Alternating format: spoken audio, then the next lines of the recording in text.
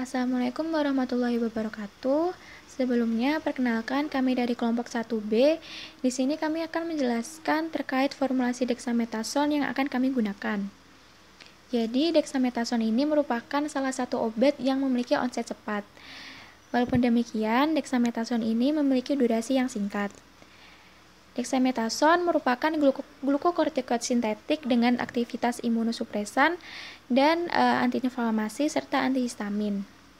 Lalu untuk bahan-bahan yang akan kami gunakan pada formulasi kali ini yaitu dexamethasone sendiri sebagai bahan aktif, amilum sebagai zat penghancur, talc sebagai zat pelicin, magnesium stearat sebagai lubrikan, lalu ada povidone sebagai zat pengikat, dan laktosa sebagai zat pengisi. Nanti terkait alasan penggunaan bahan, lalu perincian atau pemberian per bahannya nanti akan dijelaskan oleh rekan saya di slide berikutnya. Oke, selanjutnya ini mengenai bentuk tablet. Jadi dexamethasone itu dibuat dalam bentuk tablet itu supaya lebih mudah dibawa kemana-mana. Selain itu, tablet ini kan merupakan sediaan oral yang lebih ringan dan harganya itu lebih ekonomis dibandingkan dengan sediaan liquida atau sediaan oral lainnya. Lalu dexamethasone ini juga memberikan efek secara cepat dan tidak menimbulkan iritasi lambung ketika proses penyerapan. Nah, untuk formulasi ini jenis tablet yang akan kami gunakan yaitu tablet biasa atau tablet telan tanpa penyalut, karena sudah kita ketahui tadi bahwa dexamethasone ini tidak menimbulkan iritasi lambung ketika proses penyerapan. Lalu digunakan per oral dengan cara ditelan dan pecah di lambung. Nah, untuk bentuknya sendiri nanti akan berbentuk bundar seperti bentuk tablet pada umumnya.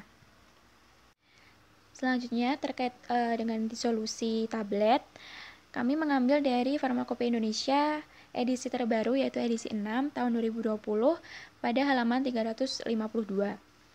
Nah, di sana tertulis bahwa media disolusi yang digunakan dalam uji disolusi tablet dexamethasone yaitu sebesar 500 ml larutan asam hidroklorida P 1/100 dengan alat tipe 1:100 rpm. Dan waktu yang digunakan yaitu selama 45 menit. Untuk prosesnya yaitu yang pertama menyiapkan larutan baku yang sudah tertera pada penetapan kadar steroid menggunakan dexamethasone BPFI, lalu dilakukan ekstraksi sejumlah alikot setara dengan 200 mikrogram dexamethasone. Nah, ekstraksi ini dilakukan 3 kali atau 3 kali replikasi dan setiap replikasinya itu menggunakan 15 ml kloroform P. Nah, setelah ekstrak kloroform P ini terkumpul, lalu dikeringkan di atas penangas air, lalu didinginkan dan sisa dari ekstrak kloroform yang sudah dikeringkan tadi dilarutkan dalam 20 ml etanol P. Nah, selanjutnya ini ada rumusnya untuk menghitung, yaitu ada AU per AS dikali C per V dikali 10. Jadi AU ini sendiri adalah serapan larutan uji dan AS itu adalah serapan larutan baku. Untuk C sendiri itu adalah kadar dexamethasone fosfat BPFI dalam satuan mikrogram per mili. Sedangkan untuk V-nya adalah volume alikot yang diekstraksi dengan kloroform dan satuannya itu dalam mililiter. Nah, nanti hasilnya itu ada toleransinya. Jadi dalam waktu 45 menit harus larut dalam tidak kurang dari 70% dari jumlah yang tertera pada etiket. Selanjutnya yaitu ukuran tablet. Tablet dexamethasone pada formulasi ini memiliki ukuran diameter 7 mm dan berat tablet sebesar 150 mg. Adapun warna tablet dexamethasone pada formulasi ini berwarna putih karena semua bahan yang digunakan dalam formulasi tablet dexamethasone ini warnanya adalah putih, sehingga jika dicampurkan juga akan menghasilkan warna putih pada tablet. Adapun pemberian dari bahan-bahan yang digunakan adalah sebagai berikut. Yang pertama, dexamethasone pemberiannya yaitu hablur atau serbuk hablur berwarna putih atau hampir putih, tidak berbau dan rasa agak pahit. 2. Amilum Pemberiannya yaitu serbuk sangat halus dan berwarna putih. Yang ketiga, talc. Pemberiannya yaitu serbuk hablur, sangat halus, licin, mudah melekat pada kulit, bebas dari butiran, berwarna putih atau putih kelabu. Yang keempat adalah povidon. Pemberiannya yaitu serbuk putih atau putih kekuningan berbau lemak dan tidak berbau, serta higroskopis. Yang kelima, laktosa. Pemberiannya yaitu serbuk hablur, putih, tidak berbau dan rasa agak manis. Dan yang terakhir yaitu magnesium stearat. Pemberiannya yaitu serbuk sangat halus, putih cerah, mengendap. Jika disentuh terasa halus, ada butiran kasar, baunya hampir mirip dengan asam stearat dan rasa yang khas. Selanjutnya yaitu uji kekerasan tablet. Kekerasan merupakan parameter yang menggambarkan ketahanan tablet dalam melawan tekanan mekanik seperti goncangan, kikisan, dan terjadi keretakan tablet selama pembungkusan dan pengangkutan. Adapun faktor-faktor yang mempengaruhi kekerasan ini dipakai sebagai ukuran dari tekanan pengempaan, di mana semakin besar tekanan yang diberikan saat penabletan, maka akan meningkatkan kekerasan tablet.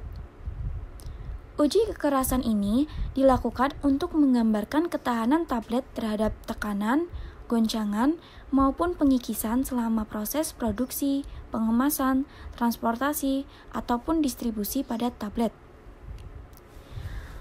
Menurut Parrot 1971, kekerasan tablet yang baik yaitu berkisar antara 4-6 kg.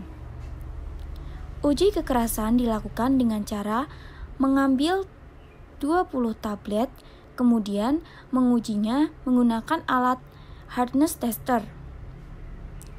Pada penelitian ini diperoleh kekerasan sebesar kurang lebih 5 kg. Sehingga hasil uji kekerasan tablet yang terdapat dalam formula ini telah memenuhi persyaratan uji kekerasan, yaitu sebesar 5 kg.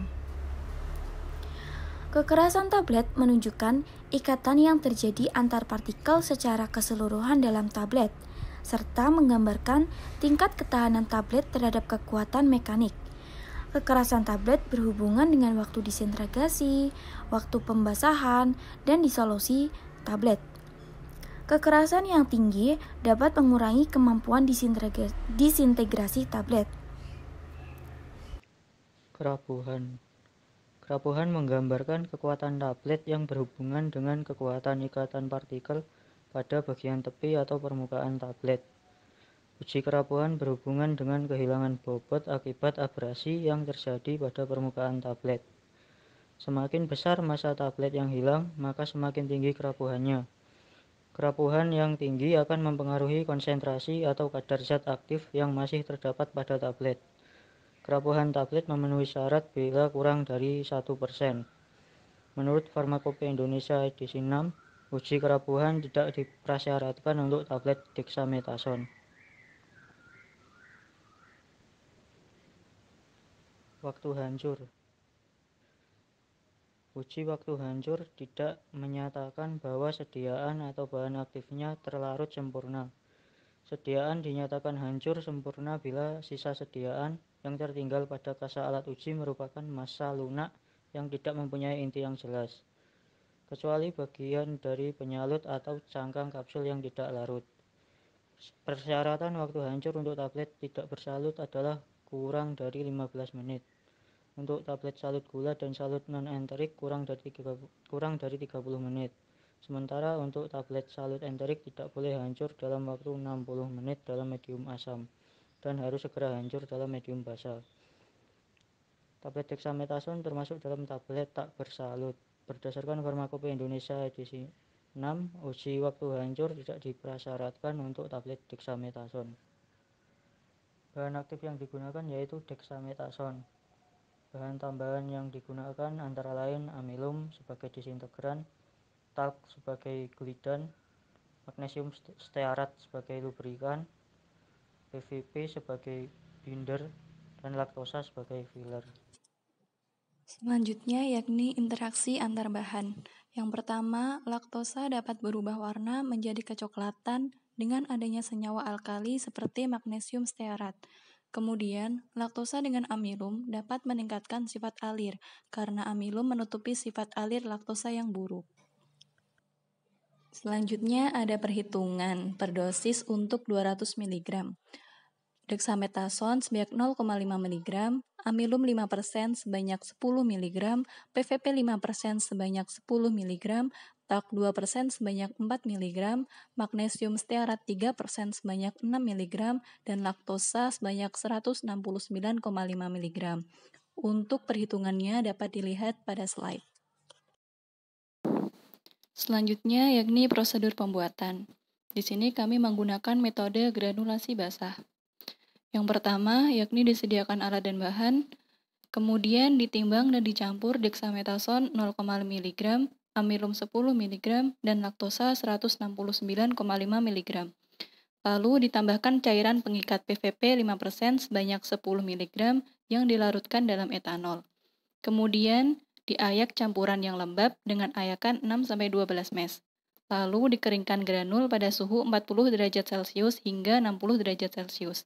Lalu ditambahkan TAK 4 mg, amilum 10 mg, dan magnesium stearat 6 mg. Lalu dikempa granul menjadi tablet, dimasukkan tablet ke dalam wadah dan diberi etiket obat. Kemudian dimasukkan brosur dan etiket ke dalam wadah. Metode pengemasan yaitu strep packaging, merupakan pengemasan yang mengandung sistem dosis tunggal, biasanya untuk sediaan padat, tablet, kapsul, tablet, dan lain-lain, yang digunakan secara peroral. Metodenya adalah pengemas dengan 2 lapisan atas atau bawah, dan kemudian disial dan dicut. Produk akan jatuh ke dalam mold yang panas, kemudian dibentuk kemasan dan mewadahi produk tersebut.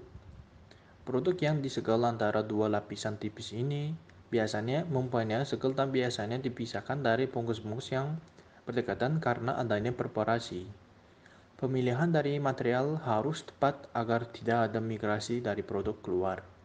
Ukuran dan kedalaman dari mold tersebut harus cukup untuk menampung produk dan membentuk kantong.